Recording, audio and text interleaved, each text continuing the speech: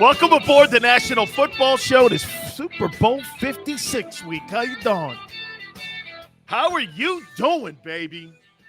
I got to start the show off, though, guys. If this is any indication on how well the show is doing, I think this could all be put in this little synopsis that I'm about to give you. Today, at the Sileo compound, at Sileo Studios, as Eddie would say on Christmas vacation, the shitter's full. All I can say to you. Plumbing issues, we're going to barrel through this. My commitment to you is going to be on display. No, I'm not standing at 10 feet of you know what. But we are dealing with this. This is my commitment to you. That the show must go on. Plumbers, Garry Cobb. All kinds of guests today. I have no idea how today is going to go. But I'm here for you. Because it is Super Bowl 56. This could either be a train wreck of a show, or this show could be and have to be sent to the Marconi Institute for saving for others to watch and how you go through a disaster. There's nothing like having your shitter out. Nothing. So I barrel on. And I do this because it is Super Bowl 56 week. Absolutely. Hey, the Pro Bowl, you call a joke? My toilet bowl is even worse. And by the way, my toilet bowl reminds me of the Pro Bowl. Yes. Chalk it up, Sports Philly. Absolutely, man. That thing is absolutely disgusting. As is my toilet. I digress. All right. Let's move on, man. Hey, guys, I appreciate everybody jumping aboard here on the Super Bowl 56 week. Please hit the like button. Thank you so much. Chalk it up, Sports. I'm going to barrel through this, baby, man. I'm going to give you the best effort I possibly can. Show you no distractions. Joe Burrow, hey, I'm not sure he could deal with this. Joe Cool, that's what we're going to start calling him like Montana. Joe Cool. Nervous Matthew, I don't know. You know, he throws some picks. Who's going to end up being the guy who wins Super Bowl 56? Why do I like Joe Burrow? I so like Joe Burrow. By the way, let's get started here. You guys watch that Doug Peterson press conference that he did with the Jaguars? You guys in Philadelphia and the sports media made Doug Peterson already a better coach. Somebody asked him a question about putting a coaching staff together. Doug, you confident? I'm paraphrasing here. Doug, are you confident that you could put a staff together this late in the process with all the coaches now getting picked up and going to new coaching staffs with all the hires in the NFL? He goes, yes, very high. Confidence is high. Looked the guy in the face and just went like this. Yeah. Confidence is high. No issues. This guy is so seasoned. This guy is so seasoned, man. Watch this press conference here. Behind the eight ball in terms of putting together a staff. You feel like you're behind like already? No. Confidence-wise then in being able to assemble. Very high. Yeah, look at that. Yeah, look at that, man. Very high. You see him just sitting there too, dude. Yeah, very high. Like, sit down, bug. Like swatting a bug on a fly. You know, you're just going like this. Sit down. That's the Philly media beating that dude's ass and the fans on his ass and dealing with the front office that schooled him into dealing with the media. That was so Belichickian too. Yeah, very high. Dude, I love watching him. That is so great. I want to ask you flat out here. Who did a better job in Philadelphia coaching those Eagles, Andy Reid or Doug, in your opinion? I think Doug Peterson did a better job of coaching the Eagles than I do. I think Doug Peterson did a better job of coaching the Eagles than Andy Reid did. I just think he did. I think Andy, he's maybe more of an offensive savant than Doug, but Doug's a better coach. How about this one? Who would you rather play for, Andy or Doug? I'd rather play for Doug. There's just a toughness look about him. I think, and look, both these guys are very successful coaches. Okay? Both these coaches are very successful. But there's just something about Doug, man, that makes you do this. Yeah. I want to play for Doug. I'd rather play for Doug than Andy. I just would, man. Doug won a Super Bowl. So his objectivity's better, says Dan. Steve says Doug got us a big one. Big balls, Doug. I like it, Green Tiger. Let's get some ice cream. Probably the only thing soft about it, but I like ice cream too. How you doing? Andy just seems always distracted when it matters most. Man, that's a great take. M. Reyes says, we didn't have so many 4 straight passes at the goal line with Doug like we did with Andy. You know, situational play calling sometimes and the dealing of the timeouts maybe always been an issue when it comes to how Andy Reid coaches games late, you know. Andy taught Doug everything he knows. But Flex, that doesn't mean that you haven't implemented your own personality in how you talk to a football team or how you talk to coaches. Carlos says, I like both coaches. No doubt. There's actually no wrong answer, but I'm talking preferably. We fired Doug after 4 in-seasons in a season where his young son died the summer leading into it. What a cross to bear. We fired him because underperforming after losing a family member, Mickey. Mickey, that whole situation in the ending for Andy Reid and the loss of his son and how it was handled by both sides was tragic. Okay? Family's always first like that, man. Okay? And like I said, I'm not telling you which one to hate and which one to like. I'm just saying, who do you prefer? Both coaches have Super Bowl rings. Think about this, too. How many coaches are active right now that have Super Bowl championships? Belichick, John Harbaugh, Mike Tomlin, Doug Peterson, Andy Reid, Pete Carroll, and who else? There's only 6 coaches. Is that correct? I'm trying to think. Oh, Bruce Arians, that's 7. 7 coaches out of 32 have Super Bowl rings. That's pretty crazy. Only 7. And he's one of those 7. Is that now confirmed? Chalk It Up Sports. Lovey got the Texans gig. I didn't know Lovey was in line for that job. I know that he was an assistant to the head coach, I think it was, there in Houston. So he had maybe a foot in the door. If I'm not mistaken, I thought he was like a special assistant to like the head coach, David Culley, a year ago. Big Seals. What if Doug could develop Trevor Lawrence? That's why he took the gig, guys. It's confirmed, Steve. Hey, by the way, I'm shocked. And I was wrong. I did not think the Houston Texans would go down that avenue, and they did. Here's my take on Lovey. Lovey's a good coach. Lovey's a good man. He's a man of character. He just really hasn't won a lot. Now, on the other hand, he did take a Super Bowl team down to Miami with Rex Grossman as the starting quarterback. So, I mean, I don't think he really did that good a job when he was at Illinois. He tried to turn the program around. He tried to do really great recruiting, but it never really just happened for him in Champaign. So that kind of like blew up on him a little bit that he didn't really do. I thought he was going to do a good job at Illinois, but he didn't. But he did take that Bears team to a Super Bowl. Lovie Smith was DC and assistant head coach last season. Was that right, Paul? That's where it was? Okay. Illinois, Samuel, is tough. Tough place to win. Okay? Outside of a Tony Eason couple years, really Illinois is not really, and I never understood why Illinois football is not better. And Samuel, I think it's because they put the majority of their resources into their basketball program.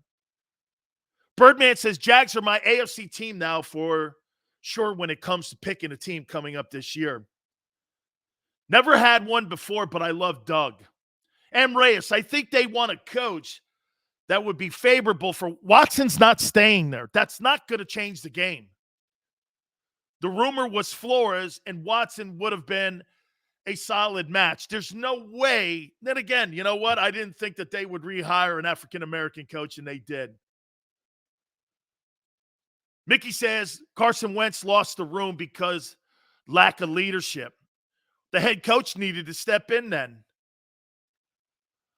Wentz got worse every year after Doug left, and the offense became vanilla. You mean Frank Reich left? Not Doug. Frank Reich.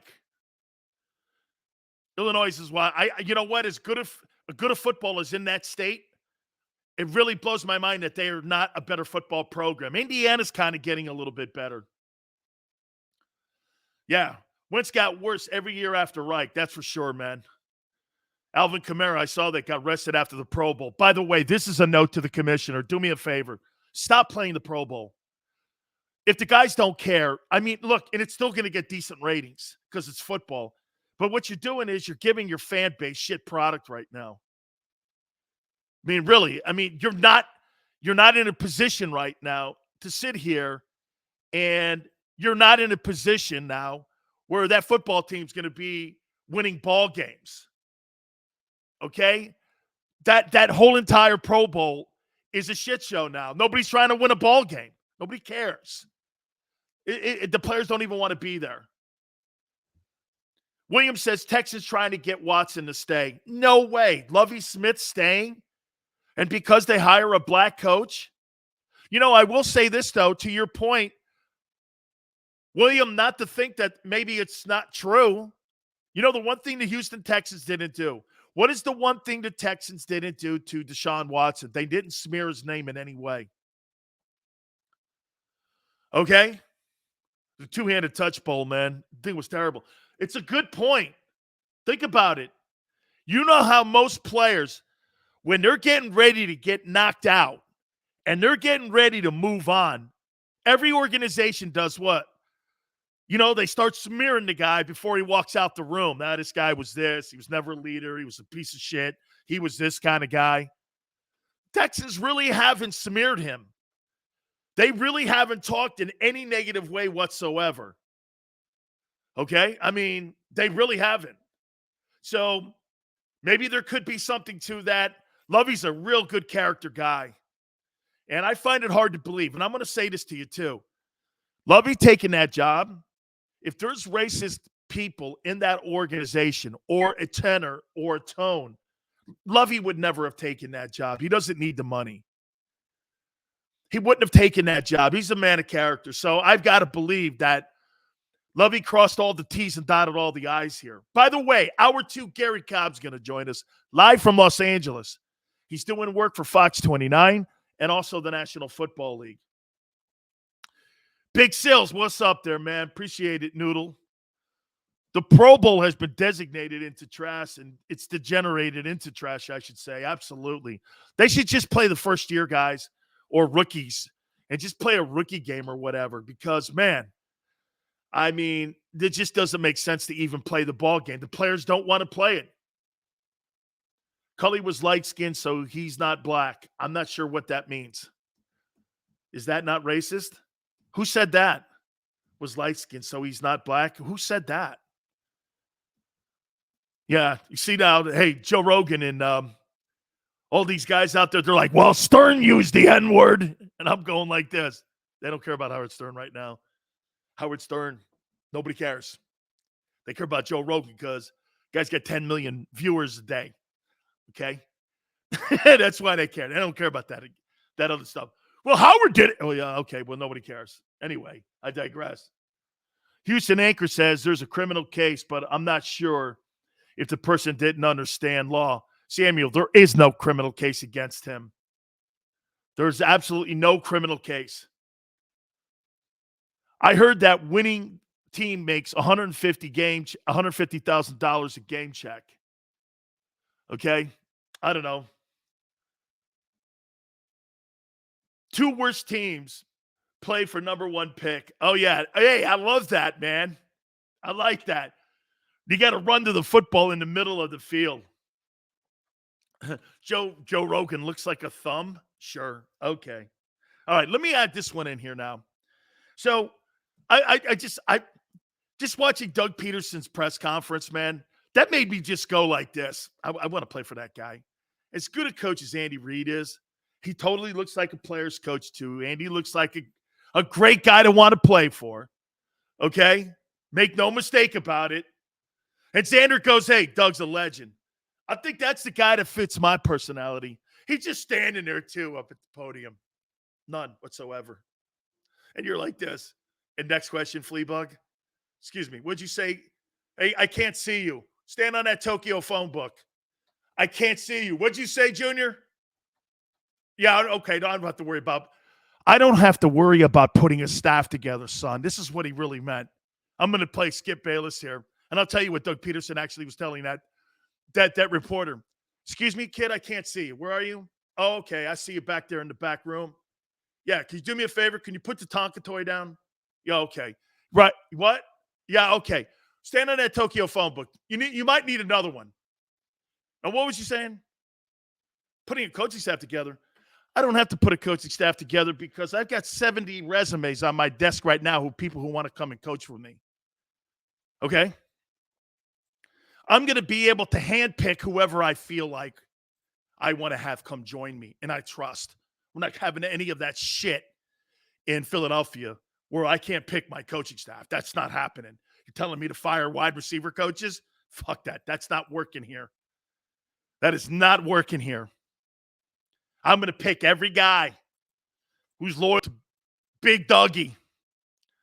I'm going to be in charge of who's in the room here. By the way, did you see what they did to Trent Baalke, too, who's had issues when it comes to dealing with people like Doug Peterson? They're hiring people around Trent Baalke to clip his wings. Byron Leftwich didn't want to take the job as long as Trent Baalke, after what Trent Baalke had done to the relationship with Jim Harbaugh when they were in San Francisco. Doug didn't want any of that bullshit. So you know what Shade Khan, the owner, did? They brought in guardrails for Trent Baalke. His days are numbered there. Doug probably walked in there and went, I don't want the guy fired, bud. If he fucks up, let's have guys around him. So this guy's being set up to fail. Doug's not going to fail, man. This guy's not on his best behavior. Trent Baalke will be blown out. Did you read those comments and how they gingerly threw it out there? Yes, they're going to enhance the Jaguars front office code. They're going to put guardrails around Trent Baalke. And if he gets in Doug Peterson's way, he'll be whacked. Hey, come bring your playbook, Trent. That's how that's going to work. So Doug Peterson in Jacksonville has a young quarterback to develop. Okay? That team did beat the Bills this year. And Carson Wentz, his boy. And knocked them out of the playoffs. It's not like they got nothing there. But you can't keep drafting and signing guys and then letting guys like Leonard Fournette walk out the room and go get a Super Bowl over on I-4 across the way and go to the Buccaneers. You can't have that. You got to keep your talent in the building, dude. What up, Vinny? Bring your playbook, Trent. It's over. That's what they did, dude. So let me throw this at you here. We got Super Bowl 56 here. Let's change gears a little bit here. Last two Super Bowl teams from the NFC have had quarterbacks come in from different places. Tom Brady comes in from New England, and the Rams bring in Matthew Stafford. Let me ask you this.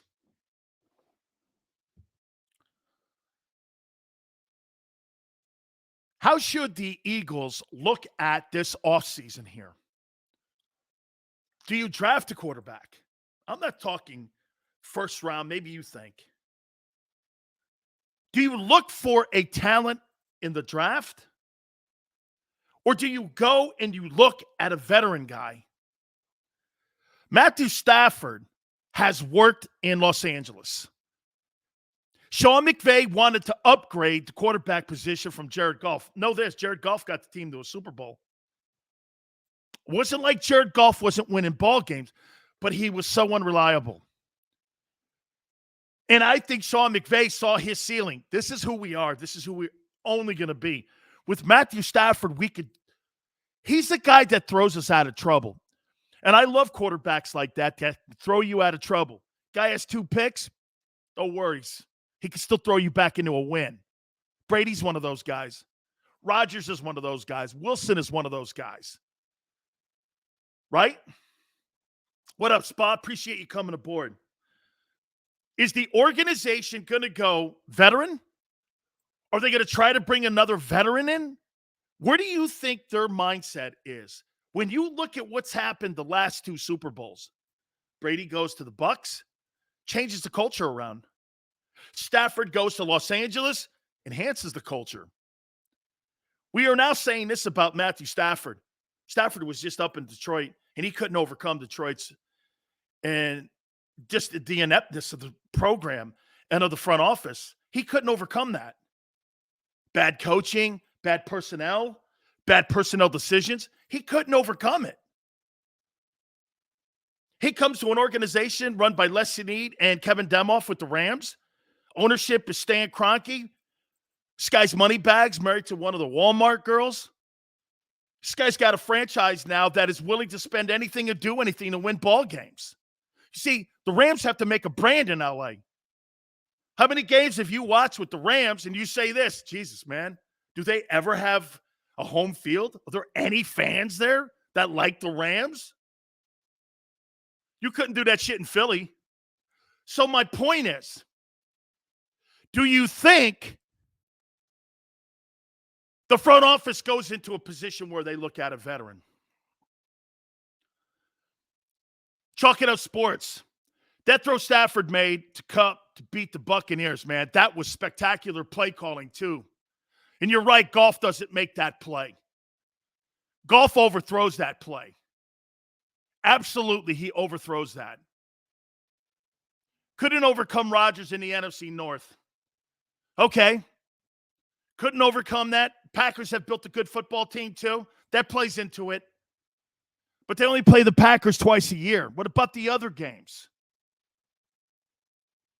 If Carson Strong is there at 83, I'm sprinting to the podium. Is that the kid from Nevada? Is that the kid from Nevada? I haven't looked at him yet. Have to get a veteran quarterback, Rico says. But what is Howie's mentality? How are they looking at it? God, man, because I look at the kids in the draft now and I'm going like this. I don't see it. I just don't see it. Okay? I mean, you're not going to go and get a rookie quarter. You don't need it. You have Jalen. Do you get that veteran guy? I'm cool on Wilson. Sherman himself did that in an interview and said Seattle been letting Wilson cook what it's been in a position where they've not been able to get anything out of it. Carson Strong in the second and third round. Carson Strong sucks, keep underthrowing all during the Senior Bowl.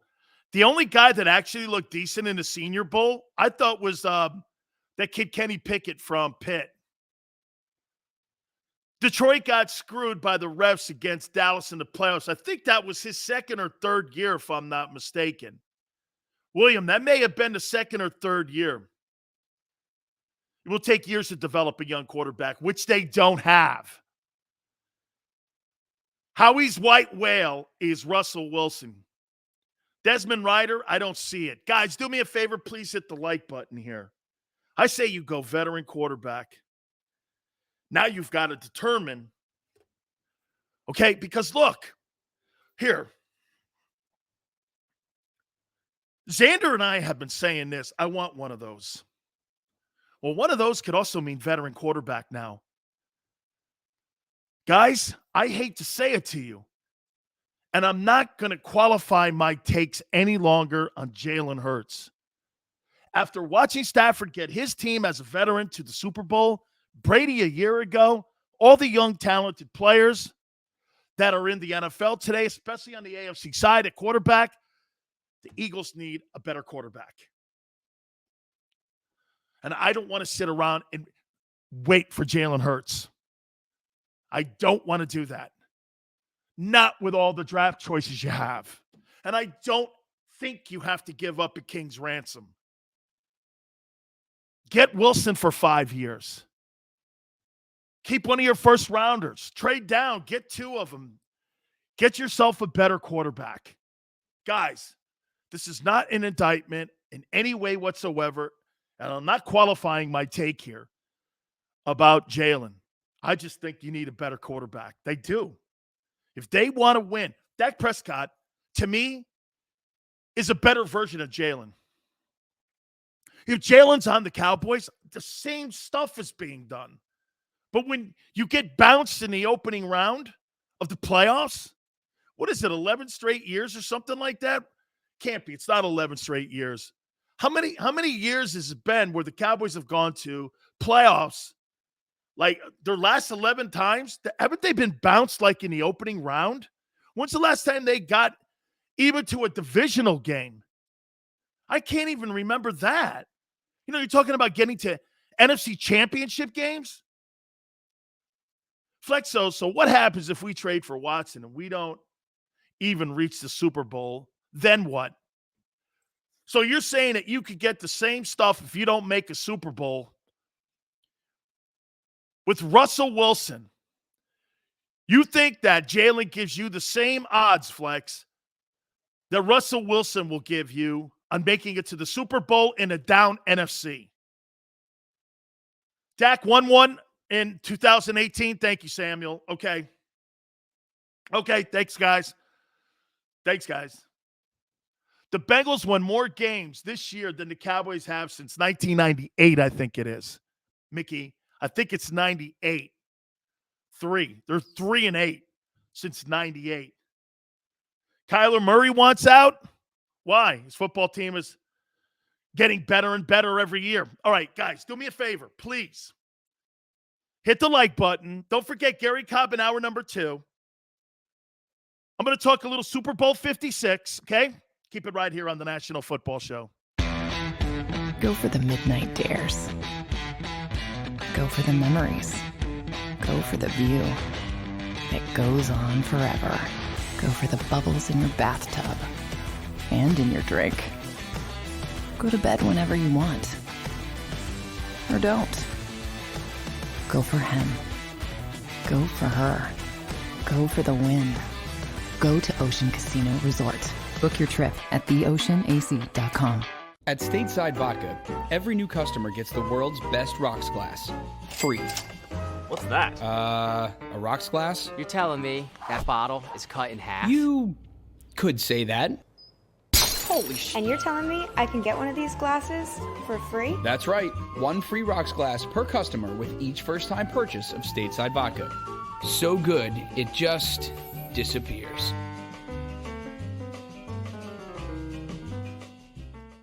You know you like being right.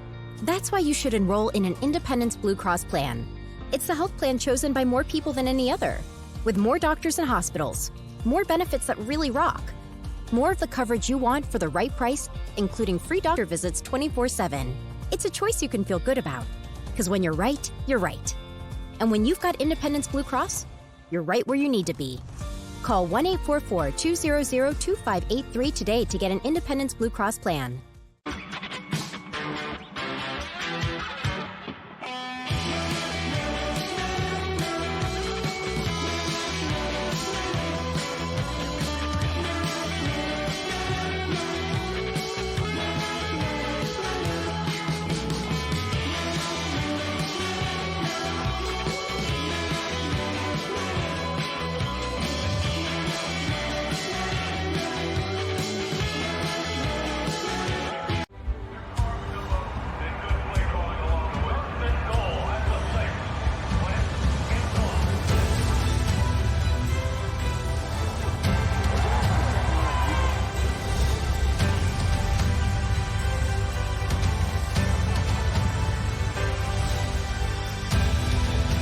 field of life, First Trust Bank is there for you.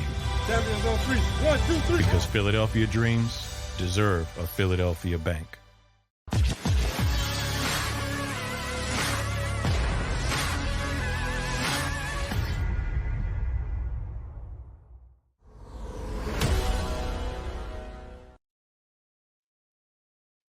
Look at this. Look at this. Look at this. Nice music. Look at this. Look, hang on. Big Sills is watching himself right now on YouTube. I got it on the big screen. Big 62-incher here. Look at that there, man. Hey, this is how it is. Hey, look at that here, right? I'm loving it. Yeah, welcome back to the National Football Show. It's your boy, Big Sills. Please hit the like button. Yes, okay. So I like to kiss my own ass. What do you want from me? I've had a hell of a day. The crapper's on the fritz, okay? I'm going to have plumbers over here. But my commitment to you on doing a show is second to none, okay? Chalk it up, Sports Philly. Oh, well, I'll have that plastered on my Twitter page at Dan Sileo Show. How you doing? Okay, I'll be having that plastered everywhere. You guys watching the pot smoker games, Winter Olympics? I actually like that stuff, that downhill shit. I'm actually really liking it, man. So national pride and all this and that. It's all good, man. 215 says wrong, Anthony. Goofball. Wow, we're going. Hey, I'm not getting in the middle of that, man. All good. I don't care if we trade 3 first-round picks. And the Liberty Bell. I don't care if we trade the fucking Liberty Bell and the 3 picks. I want a quarterback and I want to win a title. Yeah, Chalk It Up Sports is pot smokers game. Watch this. Yeah, man, I'm gonna do that loop to loop and then that triple sow cow thing. How you doing? Yeah. Hey, did you see me do that barrel roll? No, dude, that's like an airplane flying. I don't know, man. It was something I was doing on snowboarding, man. Toes into the mountain, toes into the mountain, toes into the mountain. Okay. Yeah. Hey, man. Yeah. You see me do that triple pike and that triple sow cow? Oh, my God. I did that crazy. I'm like, bro, I don't know, man, but there's something about the figure skating dudes. I don't know. There's something really weird there. I do like Johnny Weir, though. It's all good. Hey, Anthony, so you're saying Ryder is NFL ready? No way. Paul brings up Jonathan Gannon here. Jonathan Gannon was told by the Texans that he's no longer in the mix to be the head coach. Lovey ends up getting the job, but he was told that he was not in the mix to get the head coaching job. Your reaction, are you happy or sad that Jonathan Gannon's back as your defensive coordinator for 2022? Man, everybody in Philly's doing this. Get the job. It's a shitty, stupid program. Those people don't know what they're doing in Houston. Take the job. Your boy Gannon's back. I think he's going to be in for a rude awakening because it's going to be a better schedule next year for them. Okay? Made the playoffs. They're going to have to play a better schedule. Rick D says not happy. I'm okay with Gannon coming back, says Dank. Steve's like, no. I want Nick to fire him. He ain't firing that guy. Rico, that's his boy, man. That's absolutely his boy. Okay? Now, let me ask you this. Let's go back to Doug a little bit before we get into Super Bowl 56. Tell me if you guys subscribe to this. Doug Peterson wins a Super Bowl in Philadelphia. Look at all the things that he's learned that he's going to take to Jacksonville. By the way, wouldn't we agree that Trevor Lawrence is a better prospect than what Carson Wentz was when Wentz went to Philadelphia? I do. I don't think it's close. I think Trevor Lawrence, and I think the things that he can do, probably graded as high as any quarterback, maybe Andrew Luck and John Elway. You're looking at one of the best prospects at that position that has been graded coming out of college in the last 30 years. Andrew Luck, guys like that, and John Elway. Okay? Mickey, then who's a better prospect? Who was a better graded prospect coming out of college than Trevor Lawrence? He had one loss, I think, in 3 years of college. Tell me, at 6'5", at 235 pounds, who was better? Okay, who? Name me a guy who was better coming out of college than him. Had a better grade. I couldn't find one. This guy's got one of the best young quarterbacks, talent-wise. You think Zach Wilson? Or what, Justin Fields? Joe Burrow did not have a higher grade. Dude, there were question marks on Burrow. Nobody was in love with Joe Burrow. I know he became the number one because Cincinnati, you know who convinced Cincinnati to take him number one? North Turner. North Turner told the Brown family, dude, this guy here, he makes all the throws. Makes all the throws. Here, let me get back to the point, though, I was trying to make here. Don't you agree that Doug Peterson is going to be a better coach here because he learned this? Watch this. Tell me if I think the communication between the head coach and the quarterback has to be better than what Doug did with Wentz. Do you agree? I think, okay, thanks, Steve. Hey, do you agree? Here are some of the things that Doug is going to improve on. His relationship has to be more honest with his players and especially the quarterback. You see, he couldn't be completely honest because the front office was telling him different things to say to Carson. And it got in the way of the relationship. And that's why Carson Wentz started not trusting Doug at the end. Right? No doubt. So that is going to improve because you know why it's going to improve in Jacksonville? He's going to have more autonomy in Jacksonville. Thanks, Mickey. Okay?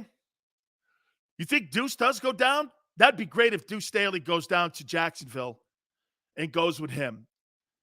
See, Nick Sirianni's got to filter stuff through Howie and the owner when decisions are made. It's a three-headed horseman there, and it's a three-headed monster in Philly. It's not going to be that way.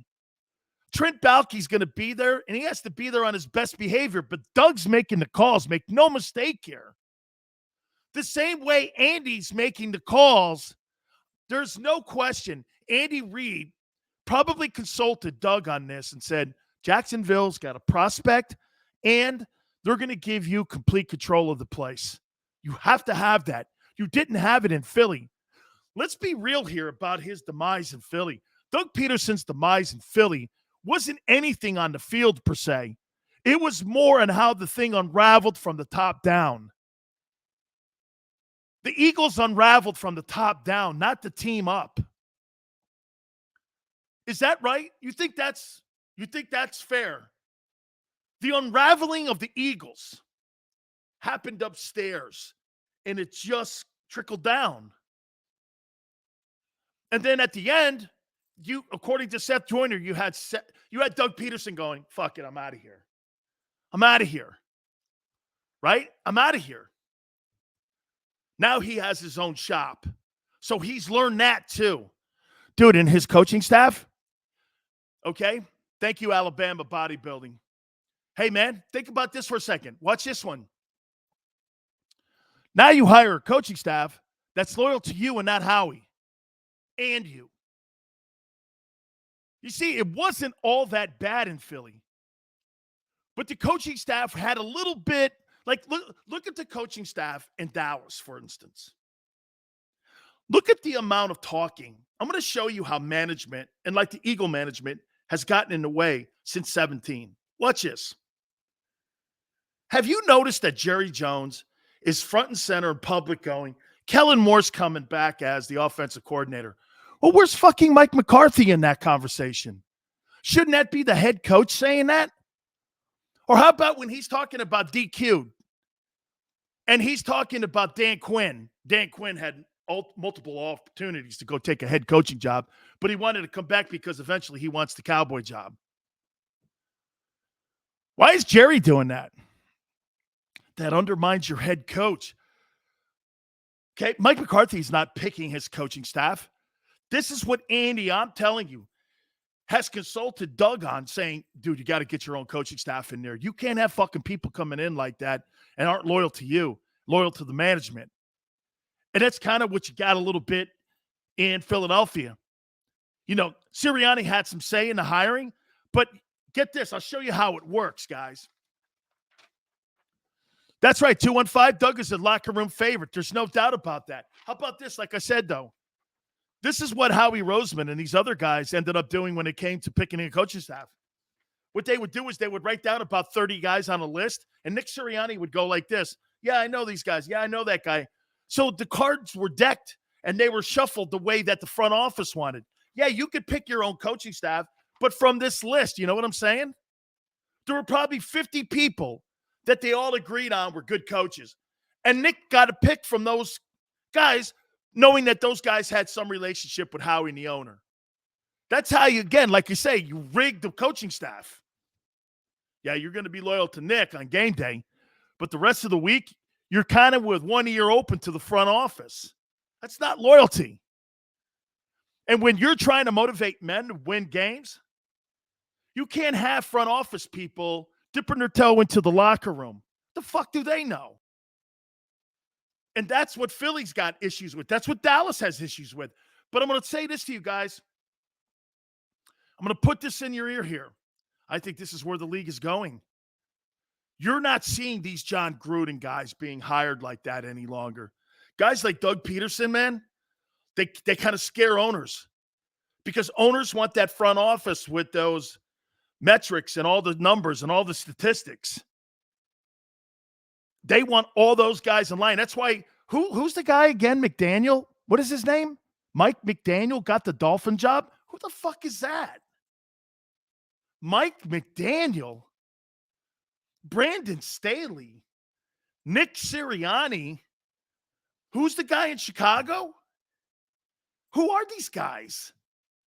These are all people that bend to the front office. All the number guys, all the analytic guys. You're going like this. Why isn't Eric Bieniemy? Because Eric Bieniemy's not really an analytical guy. This guy coaches like Andy Reid. And you know what pisses me off when people say that? Hey, how about this? They go like this. Well, you know, Andy Reid's the guy that's really calling the plays. Are you under the notion that Andy Reid was calling plays with Brett Favre in Green Bay? That was Mike Holmgren. The quarterback coach in Green Bay was Andy Reid. He wasn't calling fucking plays. He got hired off that whole scenario because he worked with Holmgren. He comes off that Bill Walsh coaching tree. Andy Reid didn't call a play in Green Bay. That was all Holmgren. You got to be kidding me, right, man? That's not how that worked. So when Bieniemy doesn't get a look, or Byron Leftwich, well, you know, Brady, you know, and you're like, well, whatever. You still had to win a Super Bowl together. Hey, could you see Zach Ertz land now in Jacksonville? I could see Ertz now want to go play for Doug Peterson in Jacksonville. You think that's a thing? I could see him wanting to do that. But again, Doug being able to pick his staff is so key. This Trent Baalke, okay, it does bug me. It might get in his way. So look, communicating better with his coaches and his quarterback, picking a coaching staff, being more involved in personnel.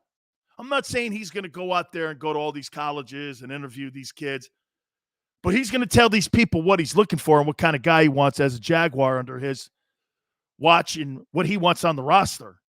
So all those things are going to make him a better coach. You know, the key to Doug Peterson's success in Jacksonville will be how he develops Trevor Lawrence and how he develops as a head coach, communication-wise. What was Belichick's biggest issue he had when he left Cleveland? Quarterback in dealing with his players and coaches. He goes to the Jets with Parcells for a few years. Then he takes all the things that he failed and learned in Cleveland that he applied when he was with the Jets, took it to New England, found the quarterback, and the rest was on its way. Okay? Head coaches' salaries are all coming down. You know what's crazy about that? College coaching salaries are going up. Yeah, there's no doubt Lawrence now can't have any excuses for not stepping up. Okay? Hey, could you see Fletcher Cox being traded to Jacksonville? Remember something about Jacksonville. If I'm Howie, depending on how shitty that relationship is, I might want to do some dealings with Jacksonville. They got the most cap space, and you can move people around. And they're going to have high draft choices. So you might want to move Fletcher Cox there. Get yourself a high draft choice, and Jacksonville could eat some of that money. Get it off your books. You've got to get it off your books, dude. All right. We'll talk Super Bowl 56. Garry Cobb from Fox 29 in Philadelphia is going to join us in hour number 2. He's also doing work for the NFL. Hit the like button, guys. Please keep it right here on the National Football Show. Go for the midnight dares. Go for the memories. Go for the view that goes on forever. Go for the bubbles in your bathtub and in your drink. Go to bed whenever you want. Or don't. Go for him. Go for her. Go for the win. Go to Ocean Casino Resort. Book your trip at theoceanac.com. At Stateside Vodka, every new customer gets the world's best rocks glass. Free. What's that? A rocks glass? You're telling me that bottle is cut in half? You could say that. Holy shit. And you're telling me I can get one of these glasses for free? That's right. One free rocks glass per customer with each first-time purchase of Stateside Vodka. So good, it just disappears.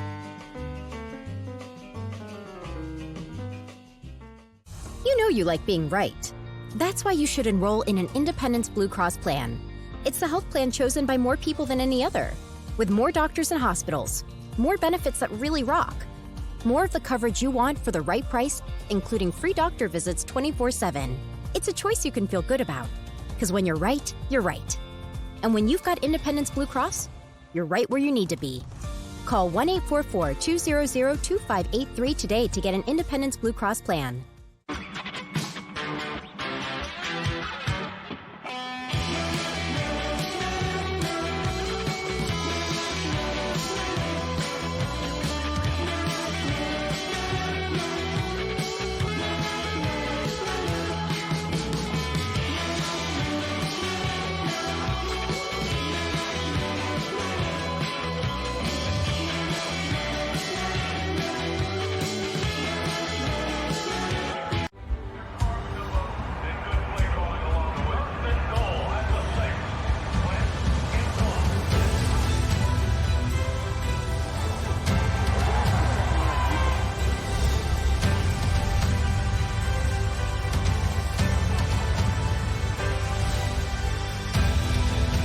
Field of life, First Trust Bank is there for you.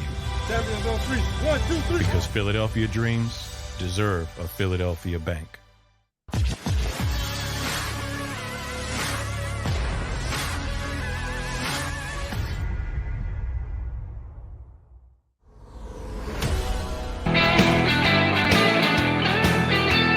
Welcome back, National Football Show. It's your boy Dan Sileo. So Embiid go for 40 and 10 last night. That guy is so freaking great. He is, man. He is so great a player. Best 5, I don't know, maybe when Boogie was healthier, but you really can't call Anthony Davis a 5. This guy's been the best 5 since Shaq, in my opinion. Fucking crazy great, man. He's crazy great. The guy, he's just going off, man. I mean, and they're doing this all in, what are they, game back in the East for number 1? I mean, they're playing just great basketball. Just absolutely great. And he is killing it, man. Unbelievable. All right, guys, please hit the like button. Don't forget, In hour number 2, we are going to have our friend Garry Cobb live from Los Angeles for Super Bowl 56. I'm going to get to that here in a second here. You know, I tell people this all the time when you're talking about putting, you know, an organization together and you're, you know, making sure that you're in a position where you hire the right people. I'll give you guys just my brief watching on how I talked to Coach Jimmy Johnson a couple days ago about this. Coach, what was the most important thing when you went into a place that sucked like Dallas? Remember something. Tom Landry had let that place fall to the absolute ground. I mean, it just was not winning ball games anymore. And I think I broached this last week with you guys a little bit. Jimmy goes, we fired everybody. We just cleaned everything out. Just cleaned everything out. Didn't matter what department you were in. Secretaries, equipment managers, towel guys, yard people, people who worked on lands, they fired everything. And this is what Doug Peterson's going to have to do. Doug's going to have to go into Jacksonville because you know why? What do you think Urban Meyer left anything redeemable behind? Or you could sit there and say this guy belongs on his staff or what have you. There's been too much chaos in Jacksonville for the last 30 years. So how do you change that? Tony Dungy told me something too. Tony Dungy went into Tampa and did one of the most remarkable things of all time. He changed that shitty culture around. And people forget, Tony Dungy went into Tampa and lost his first 8 games. They were 0-8. And everybody was going like this. Man, I don't know. Do you think this guy knows what he's doing? I don't know, man. I have no idea. Do you think this guy knows what he's doing? Everybody was kind of going like this because you have to have blind faith in what I'm telling you and how you retool and rebuild a team. And I asked Coach, how did you know you were doing it the right way? He goes, because you start seeing things, small things that start separating from where they were to where they are. And I said, for instance, how people talked about showing up to work every day, how people were getting motivated by small little victories, not winning the war yet, by winning these small victories. He's getting better. You see this player getting better. You see Sapp getting better. You see Derek Brooks getting better. You see the coaches getting better. You see everyone buying into it. You start believing it. Even if it's not showing up in wins and losses, every one of these coaches. And you hold to your convictions. No, we're going to do it this way. We're either going to do it this way or I'm going to be fired. The worst thing you do is start waffling and start wobbling on your convictions on what you're trying to do to change the team around. Look at what Joe Burrow did. Big Chris brings up Joe Burrow. Hey, 215, Tony Dungy did such a remarkable job in Tampa. Okay? Wick, that's right, man. Get the dudes out of there. Get everything out of there. Then you start building your system. See what's going on in New York right now with the Giants? So you're bringing Daniel Jones back. Dude, you've got to kill that thing. You've got to kill that experiment. You're trying to save, I don't know, face. Cut your losses. Get out of there. The Giants are afraid to cut your losses. Now, if you're an Eagle, Cowboy, or Washington fan, you're going great. Let them keep wallowing in it. Let them keep wallowing in it. I agree, man. Completely agree. Doug's got a great chance to turn this thing around. And how many people, do you think he wins a Super Bowl? You think Doug Peterson wins a Super Bowl in Jacksonville? If they stay out of his way, very packed AFC. You got the Chiefs. You've got all these great young AFC teams. Williams says no.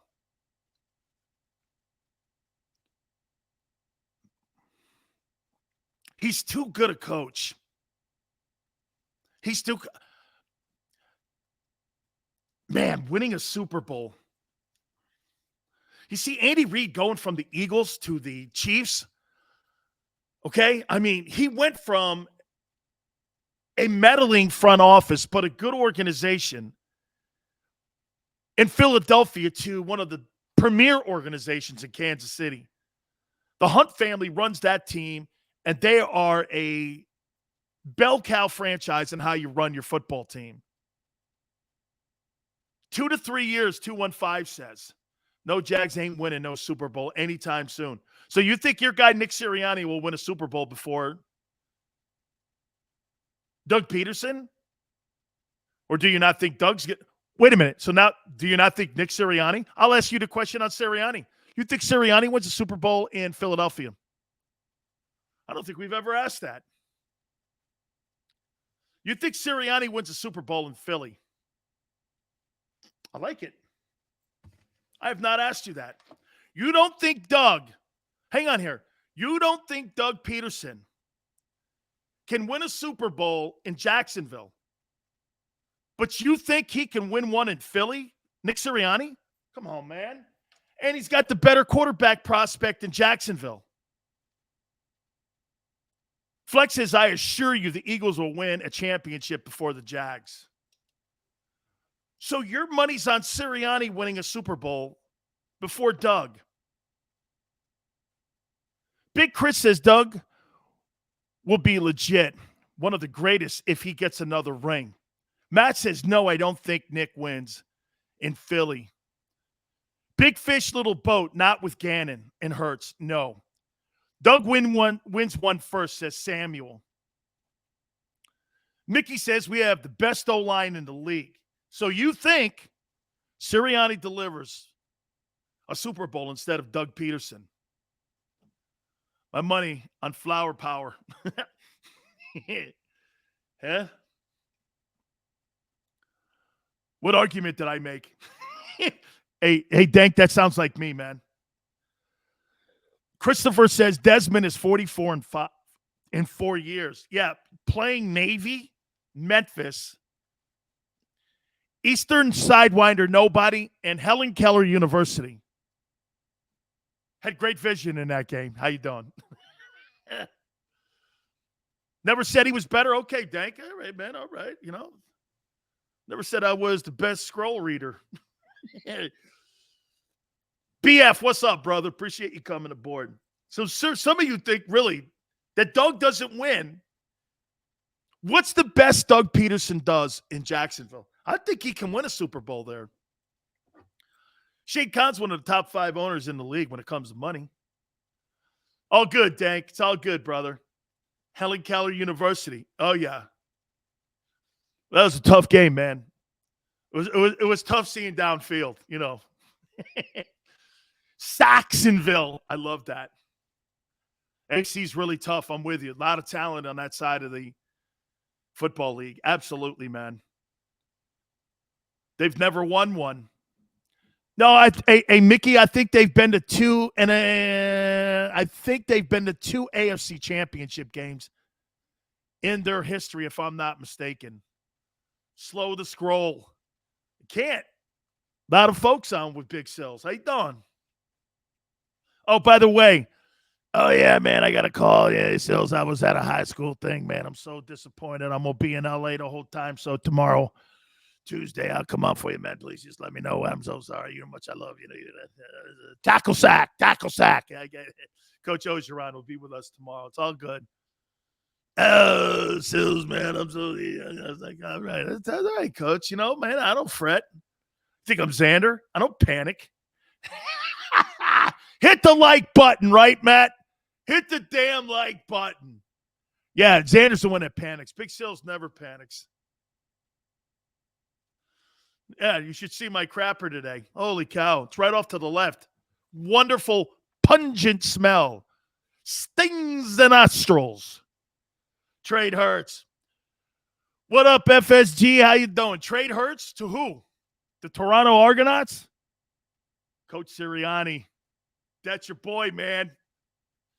Doug and Nick, great combo. Yeah. Man, that Jags defense was nasty back in 15. They were great. They got after folks, man. They did. They got after folks.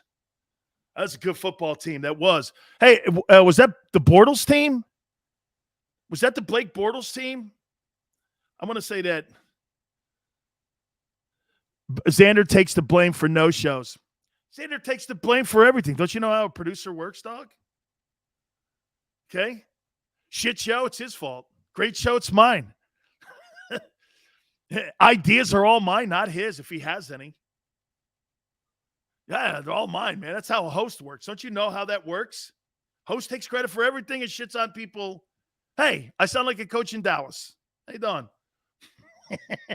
Hey? Yeah, that was my idea. Well, you lost. Okay, well, that was his idea.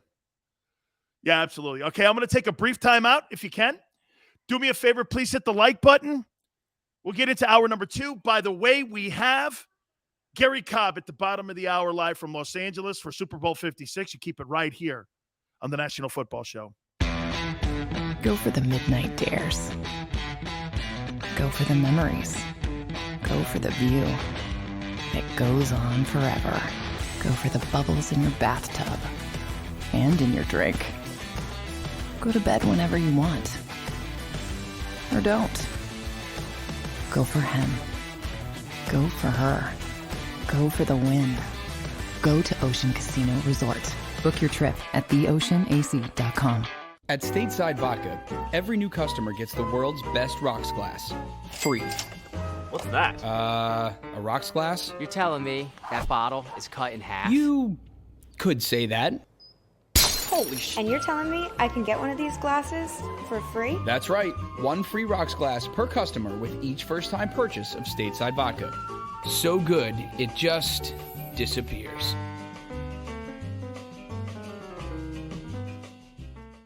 You know you like being right. That's why you should enroll in an Independence Blue Cross plan. It's the health plan chosen by more people than any other, with more doctors and hospitals, more benefits that really rock, more of the coverage you want for the right price, including free doctor visits 24/7. It's a choice you can feel good about, because when you're right, you're right. And when you've got Independence Blue Cross, you're right where you need to be. Call 1-844-200-2583 today to get an Independence Blue Cross plan.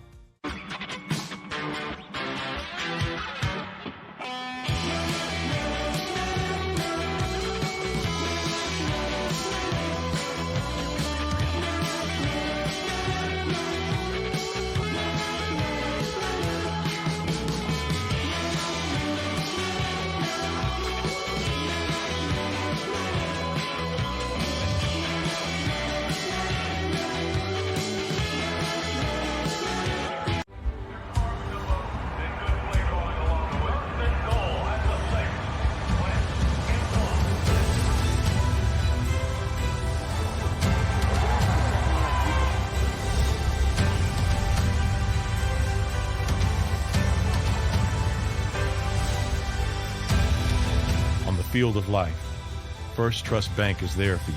Champions on 3. 1, 2, 3. Because Philadelphia dreams deserve a Philadelphia bank.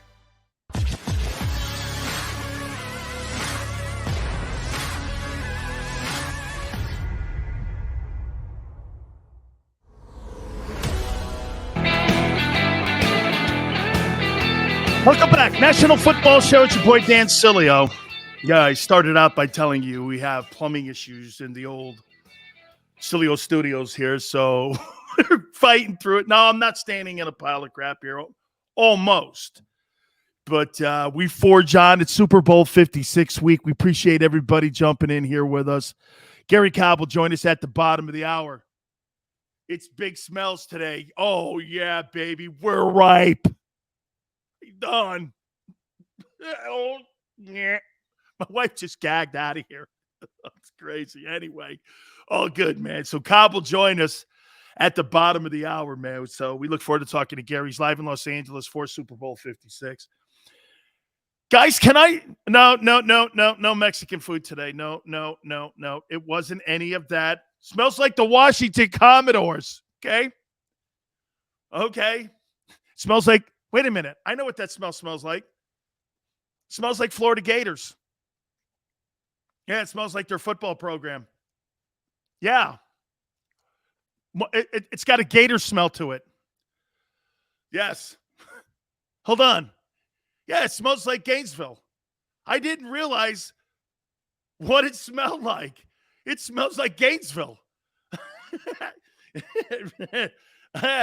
Holy cow. Thank you, guys. Yeah. Smells like Gainesville. Smells like Hertz. Now, come on, Chris. It smells like Hertz throwing the ball. It's the swamp. Yes, that's it. Now I know, man. It smells like Gainesville. John, does it give you free reign to start dumping on folks like that? All right, guys, I need your help. By the way, again, please hit the like button. I get 2 issues now. And I guess because you guys are growing this show and it's becoming a monster here, we're now getting complaints. I didn't want to do it, but I felt I had to. I sound like Judge Smales. I didn't want to do it, Danny. But I felt I had it, and I felt I owed it to him, Danny. See, Danny, you've got to figure out if you want to be good or bad. What do you want to be, Danny? I felt I owed it to him. I didn't want to send him to the electric chair, but I felt I owed it to him. All right.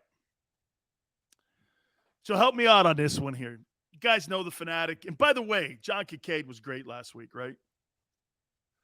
So I got a text message from a couple WIP guys. I'll just leave it at that.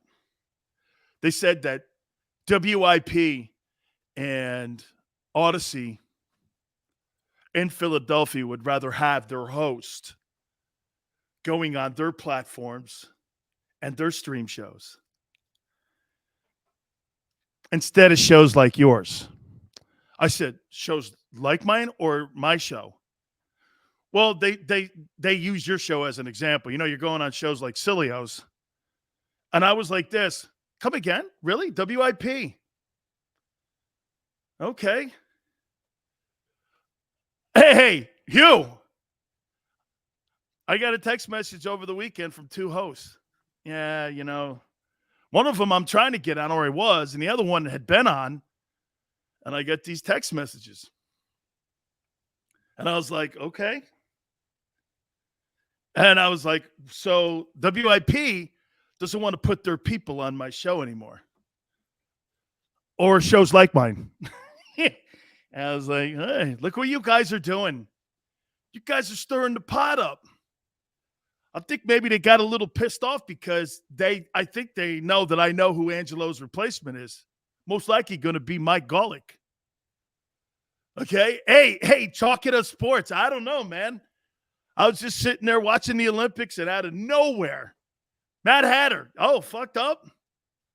John, I was stunned. I was like, so WIP doesn't want to put people on my show? And he was like, yeah, some Odyssey host. I said, did they use Odyssey? And they went, yeah. I went, oh, okay. Interesting. Believe me, that didn't go over too well with Xander. That didn't go over too well. He's like, don't worry, I got this. I didn't leave it there, okay? I was like, holy cow. That means JAKIB and the Big Sil show must be doing some damage over there. Hey, Birdman, that's real estate, isn't it? Yeah, I'm in your brain, man. You just took out a piece of property right there called Big Sil's Land. How you doing? I didn't know. Hey, guys, Christopher, all this, man.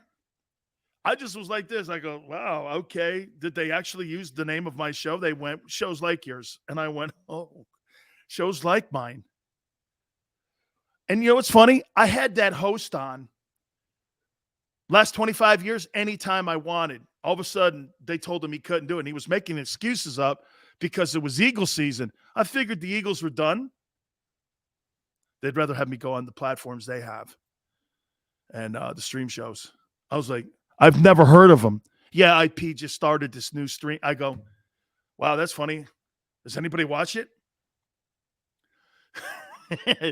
Okay.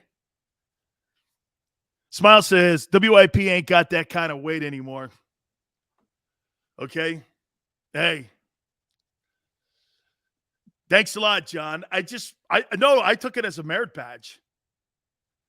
I completely took it as a merit badge. I was like, okay. Then I got another one of your former hosts, Josh Innes, who I guess he really did a really great job for a while. Then obviously, as he always does, he burned out his welcome card and he pissed all the salespeople off and they threw him out of the building like they did in Houston too. I talked to the market manager there. Guy pissed every guy in the room off down there and they threw him out of the building. Okay, that's not my words. That's the market manager over at iHeart. They told me what went down. Guy wears his welcome out. I was like, hey, who am I to talk? Okay, so I started talking about Brian Flores, and I said that the Houston Texans wouldn't hire an African-American coach, which now they have, and Lovie Smith. Again, kudos to him. Lovie's a character guy. I didn't know he was in the mix to get that job, but since he was the defensive coordinator and assistant head coach there, that transition makes sense. They're hiring from within. Can't have a problem with that. Lovey's a good dude, man. He's got a great coaching heritage. He put a team in a Super Bowl with the Bears. It's not an awful hire. In an organization that needs character in it, Lovey's the perfect guy. But if you're hiring Lovie Smith because he's black, hoping that that's going to somehow throw an olive branch out to Deshaun Watson to have his mind change, that's not the reason you hire the guy. That's not the reason you hire Lovie. You hire Lovie because he's the most qualified guy for every other guy that's in that locker room. Here lays the problem with the system again. Did the Texans hire David Culley just because they were thinking that was going to happen? They gave David Culley 1 year. That wasn't a real hire. That was my point. Josh is like, oh, you don't have to hire black coaches. You have to hire. No shit, dude. You hire the best guy. Dion, they totally did David Culley wrong. That was my whole thing. It was a shit show from the beginning. Okay? Shit show from the beginning. Nuts again. My problem is not hiring black coaches. It's hiring the right coaches. My issue is the process. The Rooney Rule is a joke. It's affirmative action. And the fancy word is Rooney Rule. You're not hiring African Americans in the sport. I actually saw a guy say that you should act. I think it was even Josh Innes said it, that there should be mandates on having or a cap on how many white coaches should be hired compared to black coaches. How fucking ignorant is that? You can't get any more ignorant than that comment. I'm not hiring quotas for coaches. What do you think this is, a government job? These are coaching men. White guys, black guys, whomever. The best motivator for the job, the best evaluator for the job, the best character guy for the job. All that shit is for people like that kind of guy. Okay? Quotas on hiring coaches. You can't have this amount of white coaches in the game. Are you fucking crazy? Are you crazy? These are not government jobs. Man. Biggest ignorant comment I've ever heard or seen written. Because then again, it was on the outhouse wall of Twitter. And I'm paraphrasing it here. I think Josh even said that you'll be on the wrong side of history if you don't have quotas for white coaches in the NFL. Jesus Christ. I don't know what's worse, mandating vaccinations or mandating how many white guys you can have coaching teams. Holy cow. This does not how did color of skin get into this? How the obvious one black coach, 32 jobs. Do you really here, guys, let me ask you something here. Do you truly believe that the NFL coaches and players are racist? Do you guys believe that? Do you actually go like this? Watch. You think there's coaches and personnel people, Howie Roseman, that do this? Here's the black guys list of players, and here's the white guys list of players. And you only get 5 picks over here, and you only get 5 picks over here. So make sure we're kind of balanced for the roster that we have. Maybe if you want to go 70-30 black, white, I mean, we could pick, 7 black players, and you get 3 white players, Or when you're looking at potential coaches, here's the white guy list, and here's the black guy list. Which coaches do you like? If you put something like that in front of me, I'd shit in your face. I want the best candidates in front of me. I want the best football players in front of me. Roger Goodell makes me sick here with his BS. Right. Hey, the hiring practices of the league do have to be revamped. But just to sit there and say this, guys, I want to hire a black coach because he's a black coach, that's not cutting it. I want the best man for the job. When careers are made, you hire the best people to get the best coaching around you. There should be no questions about that.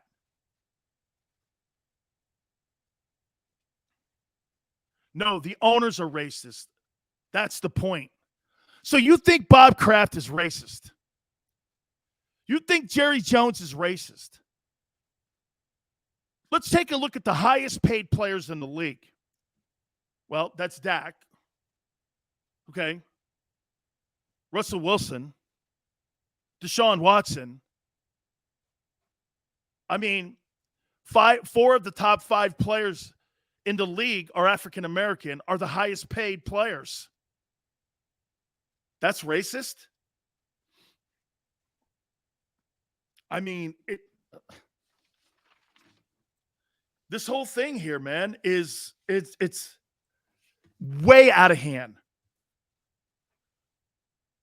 Doug Peterson got hey, Mad Hatter, really, what's the difference on how Doug got blasted out of Philly and what Brian Flores got blasted out of Miami? And that guy won a Super Bowl. Jose says liberals go too far making everything about race. That's all they have. You see, the one thing in sports, though, guys, I tell my daughter this all the time. Okay? We have a scoreboard that doesn't move. You can't move the chains when it comes to scoreboard. You're either a winner or a loser. And do you know what most people hate, especially people in the news business? They hate sports fans. You know why? Which means they probably hate Americans. You know why they hate you guys? Because you sit next to Republicans and Republicans next to Democrats rooting for the Eagles. And no one cares about your politics or your religion. It is completely all about everybody going out and rooting for their common interests. Sports, like you said, big picking, sports brings everybody together. It is absolutely one of the most important things that you can possibly have. John says, I believe Philadelphia is a sellout organization, city of brotherly love, because we know the truth. Sports are truly the ultimate unifier. George, it's true. Don't let these people do that. And so when we have these race conversations about Brian Flores, you know what Xander said to me? The Brian Flores story didn't really stick last week. I'm really happy to hear that. That means this. The media is covering, once again, a story nobody gives a shit about. You guys want to talk about ball. You want to talk about Jalen. You want to talk about the Eagles draft choices. You want to talk about Super Bowl 56. But see what they do is, and by the way, I brought on Chuck Todd and I brought on Kevin Cork last week, and Xander's right. I was like, damn, I thought that story would have kicked some dust up. No one gave a shit because people are sick of vaccinations and race talk. You're so right. I wish we listened more to you guys. I do. I wish we did. I wish we listened more to Americans instead of our own egos. I still put two dudes on. Two huge. And by the way, Chuck Todd gave me a shout out too on Meet the Press. Because he said he talked about race this week with his friend. And he did. And Chuck loved coming on. He thought you guys were awesome. So did Kevin Cork. But you know what? You guys were like this. Man, Sills, I don't come here for that. Football's our escape, like Jose's saying. Okay? Eagles have 4 or 5 white starters on the team. God dang it, man. That's a sinful conversation. We're counting roster spots of white guys and black guys? Shit. Don't ever sign me up for that sport. You know, I tweeted something out. I was always the minority when I was playing football. When I was in my defensive line group, when I was in the World League, we had 6 black players and I was the only white guy. Shit never affected me. And it was like that. As I grew in levels of football, it became more evident that there were more black players than there were white players at my position. I didn't give a shit. It had no bearing on me. I didn't care. People counting roster spots? Dude, really? Well, there's 22 black guys and there's, 21 white guys. And I'm like, good. Okay. Well, sign me up with the sport with all the brothers in it because I want to play in that sport. I even tweeted out about the Olympics. Not a lot of diversity at the Winter Olympics. Don't see a lot of people of color in them things. It looked like a bunch of country club sports to me. Well, don't sign me up for that. Okay, I want to be in a sport where I play with everybody's in it, where every athlete in the world gets a chance to play in it. Oh, those are my sports. That's the thing I like to do. Dude, the more and the Flores story is just like you have everybody picking a side. I don't know. It's going to be interesting to see what happens. Okay? It really is. I don't know what job Brian Flores gets. I don't know if he does get a job. Love he gets the Houston Texans job. You would have thought maybe there would have been a chance he got the Texans job because of Nick Caserio, who was a New England Patriot guy, and because of the relationship. But we shall see. All right, guys, I'm going to take a brief time out here. Garry Cobb's going to join us live from Los Angeles for Super Bowl 56. Who does this game mean more to? And whose journey do you like? Stafford's journey or Joe Burrow's journey to get to Super Bowl 56? The winner, what kind of impact do you think it has on one of these two guys? Hit the like button. Garry Cobb from Fox 29 will join us in a couple of minutes. Keep it right here on the National Football Show. Go for the midnight dares. Go for the memories. Go for the view that goes on forever. Go for the bubbles in your bathtub and in your drink. Go to bed whenever you want. Or don't. Go for him. Go for her. Go for the win. Go to Ocean Casino Resort. Book your trip at theoceanac.com. At Stateside Vodka, every new customer gets the world's best rocks glass. Free. What's that? A rocks glass? You're telling me that bottle is cut in half? You could say that. Holy shit. And you're telling me I can get one of these glasses for free? That's right. 1 free rocks glass per customer with each first-time purchase of Stateside Vodka.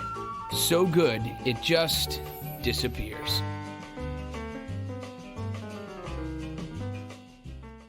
You know you like being right. That's why you should enroll in an Independence Blue Cross plan.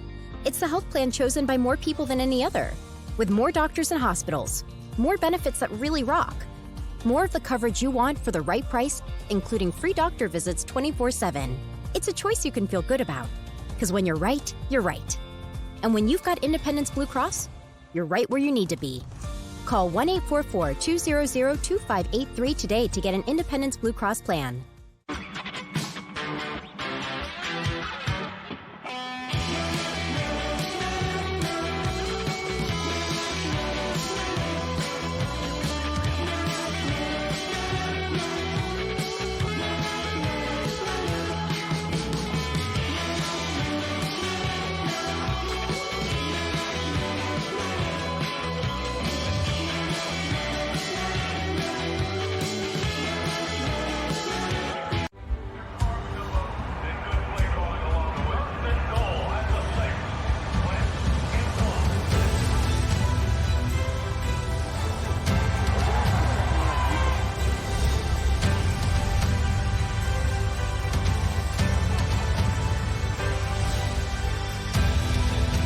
field of life, First Trust Bank is there for you. Champions on three. 1, 2, 3. Because Philadelphia dreams deserve a Philadelphia bank.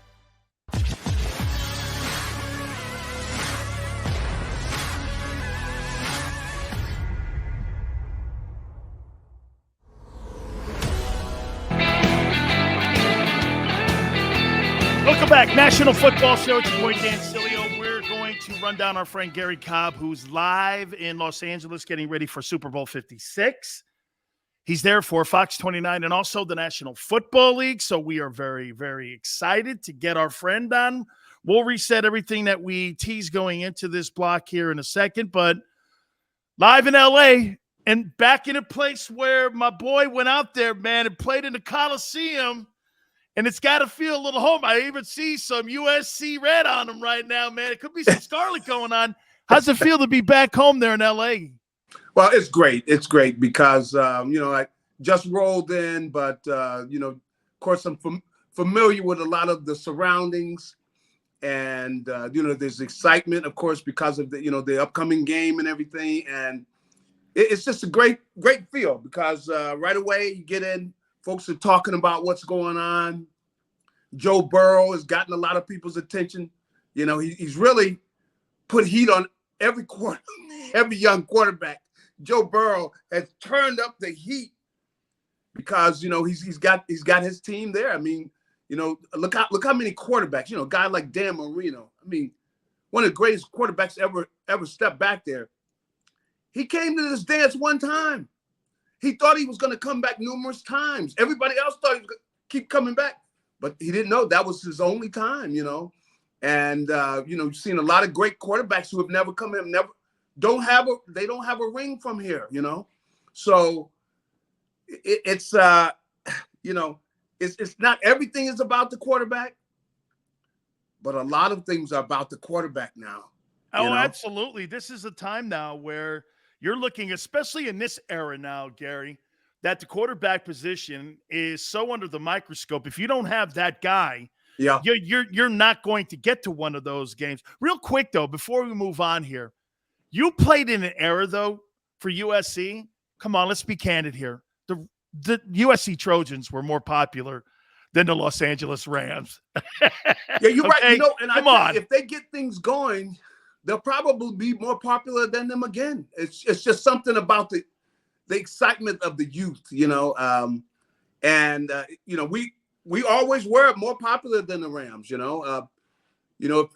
and now just coming in right away, you could see, USC has got that juice, they're excited about Lincoln Riley and people are talking about it. Now, if the Rams win the whole thing, that probably gonna move them up a notch. But still, the excitement of college football, and there is something special about college football, that you enjoy because of all the youth that are involved and everything. And, because a lot of times when you're young, you don't see everything and everything's great, but as you get older, you look closer and go, everything's not, not as great as you thought. But it was a lot of fun. I really, I had a great time in college. And you can see there is excitement here about Lincoln Riley. But, Joe Burrow has shaken up the NFL, man. I mean, for him to get his team there right away, guys out at the thing asking me about Jalen Hurts out at the airport. I'm just trying to get in here. And so I know I'm going to be talking about him a lot because I'm at the hotel, the Intercontinental. It's an NFL hotel. All of the guys here, you got Hall of Famers, they're all here. And a lot of current players that are going to get at the awards dinner, they're all here. And so I'm going to be talking to a lot of people about how they feel about the Eagles and Jalen Hurts and what's going on. And, everybody's talking about the quarterback position because you don't have that guy, man. You ain't going anywhere if you don't have that guy. Let me move. Yep. Let's move on first. I want to hit on Doug Peterson first here. Yeah. I love Doug's press conference. He's talking to one of the media guys. The guy starts going, "You think you'll have any?" He goes, "I will have no issues whatsoever." Do you think Doug duplicates the success that Andy Reid had in Kansas City with all the things? And Garry, I threw this out there a couple minutes ago about Doug's experience. having to maneuver around and dealing with a guy like Howie Roseman in ownership. Maybe his relationship with Carson Wentz wasn't good enough. Maybe he learned from that mistake. All the things that he's going to take from his experience in Philadelphia, even dealing with the media like he did with that guy. Yeah. I thought it was on display. Do you think he could duplicate what he did in Philly and Jacksonville? I think he's got a shot. I mean, you've got the quarterback. You got the, of course he's got to get experience and everything, but he's got the tools to be the elite level. So you got that guy there. And then, the big thing is you put the weapons around him. You got to give the kid some protection. So I definitely think he's got a chance to be in the hunt. Now, is he going to win it all? See, to win it all, you got to have everything fall in place that particular year. But I do think he's going to be in the hunt. See, and all all you can promise is that you're going to be in the hunt, because everything's got to fall in place for you to win it all. But I think Doug has the wherewithal, especially the way he works with players. I think he's very good working with players. Now, the big thing is, that 2017 year, Howie hit everything right. I mean, they brought in guys that were right at the peak to where they were able to contribute. They had all these guys contributing in that year. And, of course, they went into the Super Bowl, and Doug did an amazing job coaching because he had his foot on the gas the entire game. And that's the reason they beat New England, because Tom was playing out of his mind, and they still were able to beat New England in that game because beat them up. Kept his foot on the gas and beat them up. I thought they beat the Patriots up too. I mean, Gary, that was a constructed football team that they ended up beating up. Now let me throw this at you here too. Okay, so last two Super Bowls from the NFC, the teams have been Tom Brady, veteran quarterback. They get him from New England. Yep. Rams now go up to Detroit, bring in Matthew Stafford. Wow. Yep. And now think about this. What we saw where you and I were constantly saying this, we need one of those. And you just started the show off by saying you have to have that position solidified going into the upcoming 2020 year. Jalen's not any one of the guys that we saw during the playoffs or one of these guys. Do you think now the organization, with Howie Roseman, the GM and the owner, are looking at it like this? There's nobody in the draft. Okay, we're not going to find a Josh Allen this year. There may not be one of these guys for the next 2 years. Do we go and push all our chips in with all these draft choices for Russell Wilson, an Aaron Rodgers, Deshaun Watson, whatever that means for them to be able to go find a quarterback? I don't know that they would go with the Aaron Rodgers. If you go with because the team really, look at the wide receivers they have. These young kids, they're not ready for the big dance right now. I look at a Devontae Smith. He after next year, he comes out and plays the way I think he's capable. He's used to the NFL. Now, hey, let's go. We can go as far as we want to go. I don't know if they're ready for that right now. I think they're going to get a veteran wide receiver. I'm sure of that. What they do at the quarterback position, I don't think they know what they're going to do. Because they got. Is it too late then, Gary? Is it too late then? I mean, we're now in February. We've got a draft in a few months. Yeah. What's the time frame? Do you think they have to figure this thing out here? Because again, you can't let this thing meander into, I think, draft day or free agency. So do you think by free agency in March they've got to have this figured out? I think they have to make a decision about what they want to do, which way they want to go. Now, if they always have going with Jalen back here. Right. They always got that back there in their back pocket. But they're going to look at some of these things, and I don't think they know the way this thing is going to plan out. But they do have to push it and go ahead and dig in there and see, well, what could we get here?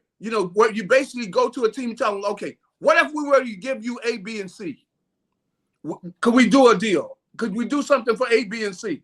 Let's say you're talking with Russell Wilson, and you got to think, how many years does Russell Wilson have left? Are these other guys going to be ready while Russell's here in those 5 years? That's what they got to process through.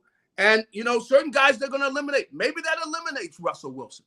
Maybe that makes you start looking at, the kid, one of these other younger kids.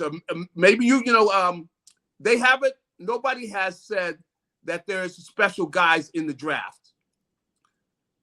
Maybe somebody gets excited about somebody as we go through it. It hasn't happened yet to that level. There has been a little excitement, but the kid Kenny Pickett from Pitt, they've kind of kicked their heels up, and the kid Malik Willis little bit from Liberty, That's showing his athleticism, maybe Yep. a little bit like Trey Lance. But the other guys have been very pedestrian in how they've been approached as potential guys. I don't think I haven't seen the franchise quarterback that excites you to where he's going to be on that level. I haven't seen that guy yet. Seen the guys you just talked about. Of course, they were making a big deal about the kid Willis and everything, but you look over there, you go, it looked like Jalen. That's Come right. on. Right. That's not much of an upgrade there. Okay, let me roll into this one here too, Gary. Jonathan Gannon was told by the Texans the other day that he wasn't going to get the Texans job, and so he's back in Philadelphia. Your take on Jonathan Gannon coming back for year 2? Will it be better, in your opinion, for year 2 for Jonathan Gannon as defensive coordinator? I think so. I think he probably learned some things from this past year. I think he's going to be more aggressive this next year. He knows the guys he has. I don't think he felt great about, the secondary to where, these guys are going to hold up. I think he'll be willing, because they're probably going to do something. They're going to add some people in the secondary and improve their speed and coverability. And I think you're probably going to see him be more aggressive in this next year. Plus, they got to get a pass rusher. They got to add to the pass rush. So I think they're going to add some people on the defense, which is going to allow him to be more aggressive. So I do think he's going to get better. And I think he probably learned some things from this first year out there because talking about it and doing it are two different things, So I Zone coverage sucks. Zone coverage sucks. Come on, man. Press the son of a bees, man. Come on. You can't just sit in that zone. You're right. You can't just sit there and play that passive zone. Even you can play a more aggressive zone. I remember because I played with, David Lewis at USC and all those guys they had on that Tampa Bay defense. One of my Buck brothers. That's right. I love David. That's right. So those guys played an aggressive zone. See, you can play, but you got to have the guys got to be able to communicate and things, and I could see where they could get a marquee linebacker. They could use a linebacker that's got that burner speed that's in there. They just got to be more aggressive if they're going to play zone. You can't play the soft zone, man. These guys will eat you up. We saw that where the teams were getting historical records against the Eagles where you got 80% completion rate. You can't do that and win in the NFL. So I don't think he's going to play like that anymore. Yeah, no. I think he's going to do. Yeah, he'd be a lot more aggressive. Be improved. I do. All right, let's get to Super Bowl 56. Mm-hmm. Who do you like, Bengals or Rams? I gotta go with the Rams. I mean, I look at all the players, and I could be wrong because doggone it, the Bengals have been underdogs all the way through, so they're going to be comfortable in their spot. But I look at the Rams, man. They have some they got a lot of talent over there. And I just think that they just have too much for the Bengals. They should be able to score. They should get in the 30s when it comes to scoring. They got to score at least 30, 35, 40 points. Yeah, but Gary, what quarterback do you trust, Joe Burrow or Matthew Stafford? I got to say that I trust Burrow more than Stafford. Well, hey, watch this. Look what I just did. I kind of moved you over here a little bit and went, okay, you're right, man. All the, the Cooper Cubs of the world. That's right. McDonald's. They got Burrow, though. There's something special about this kid, isn't there? There's something special about him, yeah. Kid's a winner, man. Kid's a winner. You see over there all the time. He does not get flustered. He's cool as a cucumber. And I'm telling you, as much as he's been sacked and hit, the fact he doesn't get up and go berserk. Because, come on, I remember playing against Marino. He gets hit because we sent him blitzes with Buddy and some blitz and got to move. He got up, man. He was chewing out guys, man. And Burrow gets hit as much as I don't know. I'm waiting for him to blow up. I'm just waiting for him to blow up because these guys aren't blocking anybody. But the son of a gun to hang in there. But I'll tell you this. I know we're getting off of the game a little bit, but going in the future, they cannot let him keep getting hit like that. So he's going to have a short career. Oh, no. They need to go into the draft. But he could find a way. They could find a way, man. And Jamar Chase, they found a way they found a way in the championship game against Kansas City to get it done too. So I want to throw this at you too. A couple last questions here for you, Gary. Yeah. Sean McVay's record now, 55-26 during the regular season. He's 6-3 in the postseason now. He's got 2 NFC championships. You got to think all the experience of now having gone to the Super Bowl, getting out coached by Belichick, which is no shame in anything here. Yep. You've got to think that the advantage is on the side here, too. Zach Taylor, I don't know very much about, but you would think that the coaching, too. And he is going to learn from that loss to the Patriots. Do you agree? I agree. And this is really Sean McVay has shown a lot this year because they didn't get this easily. I mean, they battled despite the fact that they came in and everybody's looking at them to do something special this year. When you can go through this and deal with it and still be there at this time, I got to take my hat off to Sean McVay. He's shown a lot of toughness, and I think that's going to come through as we go forward. But they go ahead and get this. He's making some space for himself. Well, they got to start talking about Sean McVay. I mean, because everybody knows he's got a gift for operating an offense. He's got a gift for running plays and all that, and designing an offense. But now with them being back here the second time, if they could go ahead and win this thing, you got to start stepping back because you look at his record. He's got the best record really in the NFL next to Belichick. Come on, the kid is on a special run, man. He's doing some amazing things that you haven't seen done by head coaches in the NFL very much. Absolutely. Gary, as to close this up here, as we were younger and we were going to our colleges, when I was a young kid, I loved the fact that I go like this, that's Garry Cobb right there. Holy cow. And then you ended up playing with Batman, my friend, but you're in the Coliseum. You're playing. Yeah. I go, man, we must have played at 2 of the greatest places because I played in the Orange Bowl. Yep. And you played in the LA Coliseum. Funny, I played against the Raiders in the Coliseum. I played against the Rams in Anaheim, which was even crazier. But that's right. Really a great venue that you played in, man. You'll always be my idol as a kid. I respect you a lot, and thank you so much for doing this, brother. Have a great time at Super Bowl 56. Hey, will do, and I'm going to be talking and have some different things that people are going to be talking about out here. It's going to be very interesting. So we'll catch you Monday. We'll have some interesting things to talk about.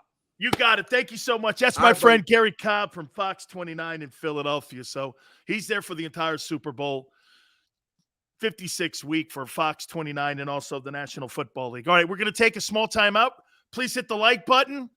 Keep it right here on the National Football Show. Go for the midnight dares. Go for the memories. Go for the view that goes on forever.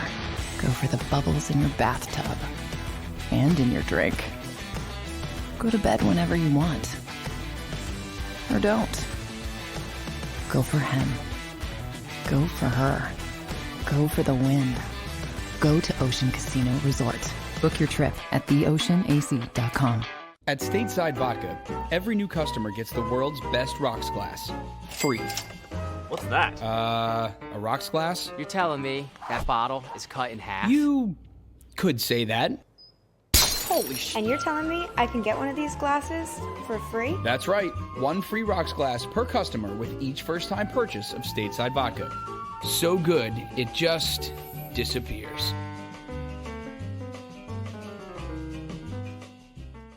You know you like being right. That's why you should enroll in an Independence Blue Cross plan. It's the health plan chosen by more people than any other, with more doctors and hospitals, more benefits that really rock, more of the coverage you want for the right price, including free doctor visits 24/7. It's a choice you can feel good about, because when you're right, you're right. And when you've got Independence Blue Cross, you're right where you need to be. Call 1-844-200-2583 today to get an Independence Blue Cross plan.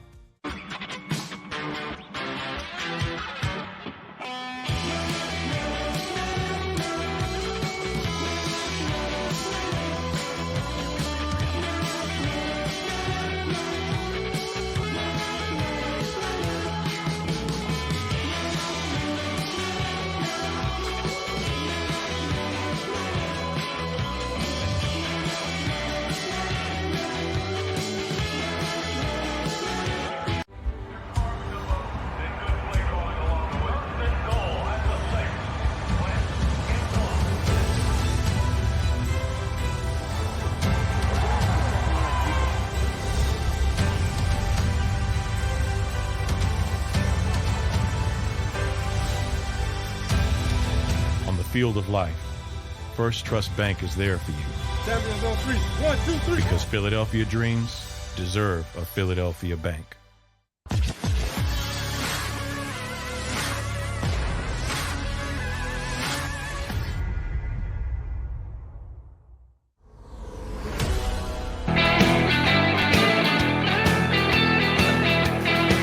Only in the NBA.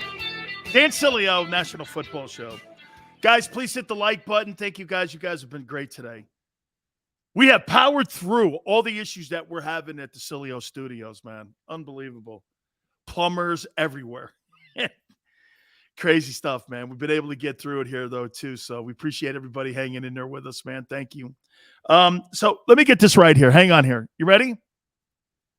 Am I right when I'm hearing this? So Daryl Morey and the Sixers are talking to the Nets. And they're talking about going after Fat Guy for Mr. Moody. So you got Fat Burger when it comes to James Harden. You guys want Fat Burger? You guys, Fat Burger. There's Fat Burger. There's Fat Burger for the 3. Well, we need some help sales for Joel Embiid. But do you really want Fat Burger on your team? Have you seen James Harden? Holy cow. Fat Guy. Fat Burger. And there it is right there. Fat Burger for the 3. Hugh goes, I want Fat Burger. Can anyone please tell me what has Little Wilson done for Seattle lately? He's kept them afloat. That team's a 4-win team without him. Did you not watch this year when he got injured? Hey, wait a minute here. Get this. Hey, Sills, big picking. Fat Burger says, yeah, but he gets you 10 dimes a night. Yeah, and hey, Mr. Moody, can you imagine having a conversation with Ben Simmons? Hey, Ben, so how are you feeling, man? How's everything working? Yeah, everything's really –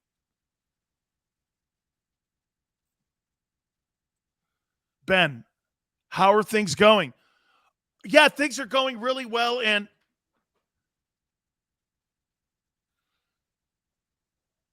what'd you say?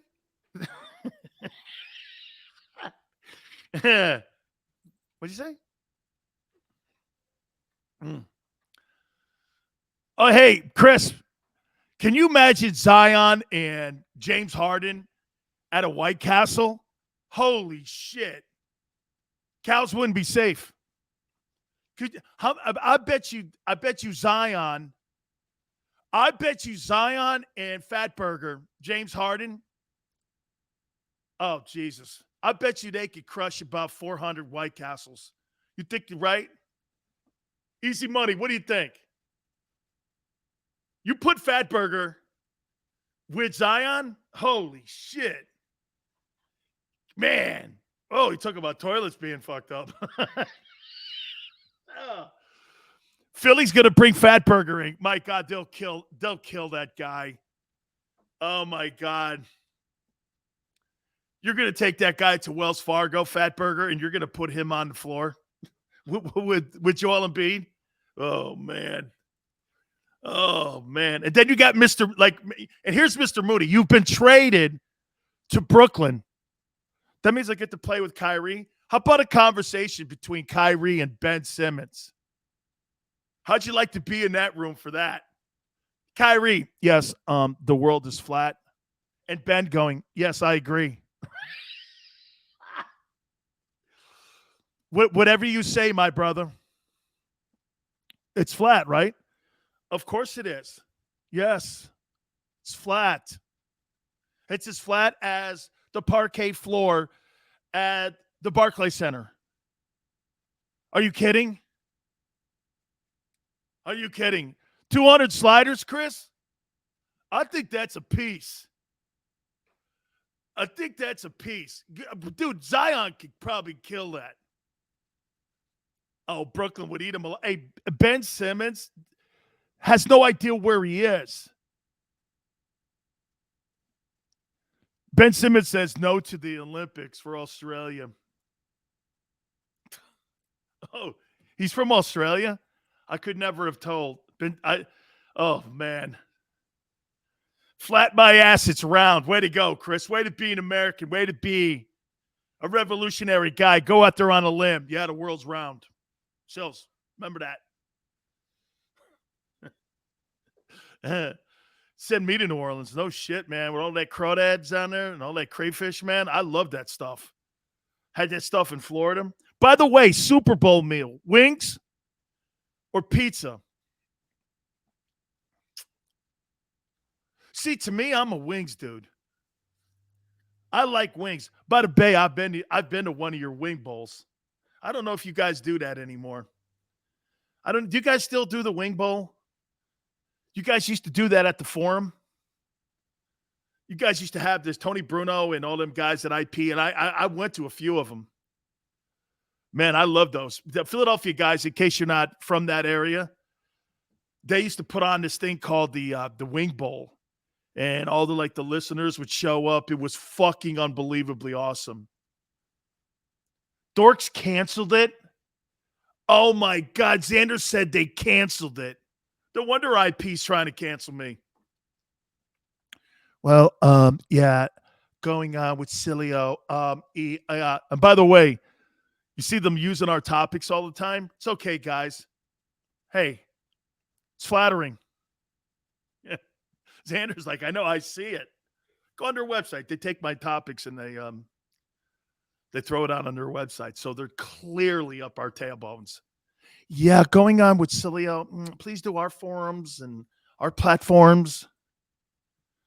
Even though Big Joe invests a lot of dough with them, now they're trying to shit on me, and I'm going like, so you can't come on anymore ever? And he's like, no, they want me only to do their platforms and their stream shows.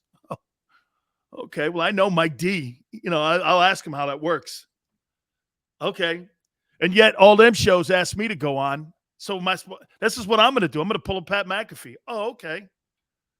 So for the draft show that you want me to go on in New York on WFAN, you want me to go on your show or one of your shows in New York an afternoon for the draft, but you won't put your guys on my show. Okay. Or the ones in Los Angeles at KLAC. You want me to do a draft show for you, but you won't come on my show. Sydney says still out of control. They are old, Dusty. Hey, it's all good, man. Wow. Xander wasn't too happy. He wasn't. Okay, there is something about this kid, Joe Burrow. And I'm going to tell you guys this. I know all of you are going like this. Sills, you like Jalen, right? I do. I like Jalen. But the playoffs, free agency the last 2 years, Joe Burrow, Matthew Stafford, shows me you got to have the dude. Okay? You got to have the guy. How about this? You think Kirk Cousins? You think Jalen Hurts is better than Kirk Cousins? You think he's better than Kirk Cousins? Don't say yes, too, please. He's not. He's not better than Kirk Cousins. So when you start comparing him to Josh Allen and Joe Burrow, dude, you need to move down the food chain a little bit here. M. Reyes says, you think Jalen Hurts is better than, even though Kirk Cousins finished in the top 5 in passing yards and completion percentage. Really? What is that? Where do you see that? That is absolutely not true. That's your perception of how you see. He's not. Look at, hey, somebody post Cousins' numbers for me. Real quick, somebody post Kirk Cousins' numbers for me on what he did this year. And let's see if you truly think that Jalen Hurts is a better quarterback than Kirk Cousins. I'm going to show you something where you are in the food chain. He ain't better than that guy. And the consistency that Cousins has put up when it comes to 4,000 to 5,000 passing yard years and over 63% completion percentage. He ain't in that guy's room.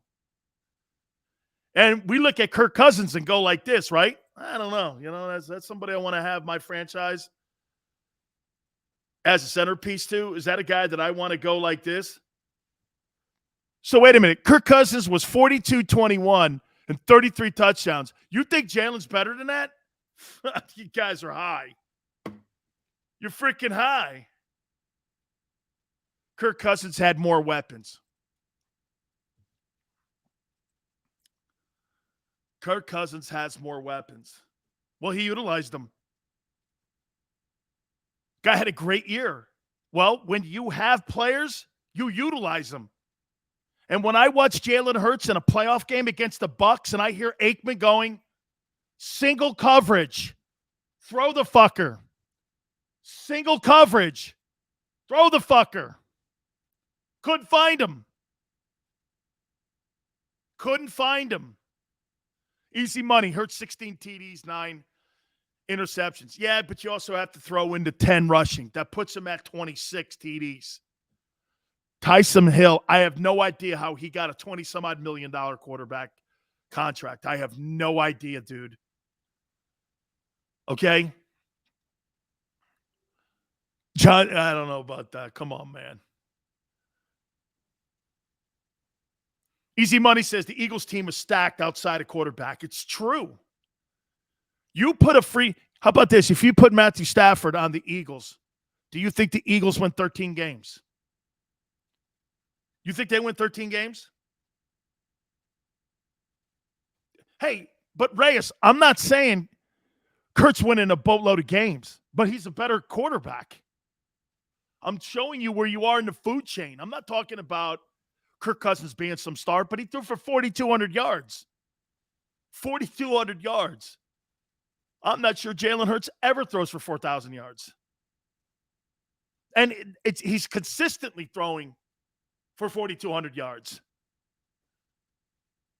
Sirianni got us in the playoffs. Some truth to that, but you got to give Jalen credit for it too, man. Okay? And Ray says Cousins is utter garbage. You see that? Well, then what do you think of Jalen? You must think Jalen's garbage. 42, 21, and 33 touchdowns is garbage? I don't know. What was Matthew Stafford's numbers? And don't tell me you don't think Matthew Stafford has better weapons than Cousins, because he does. You got Beckham and Kupp. Okay, Stafford's got better weapons than Cousins. They pretty much got the same numbers. You're making it sound like, oh, there's Matthew Stafford. I mean, well, he's got great weapons. He's got better weapons. And by the way, let's not forget something. Matthew Stafford, at the end of the day, had Calvin Johnson too. Okay? He had Calvin Johnson. Calvin Johnson and Cooper Kupp as his wide receivers, and now Odell Beckham. Okay? So it wasn't like he had he had a lot of scenarios where, guess what, he was throwing the bums. All right, guys, I want to appreciate it, man, and throw the love out to you guys. You guys were spectacular. Please hit the like button. Catch you tomorrow. Going 4 to 6. Keep it here on the National Football Show.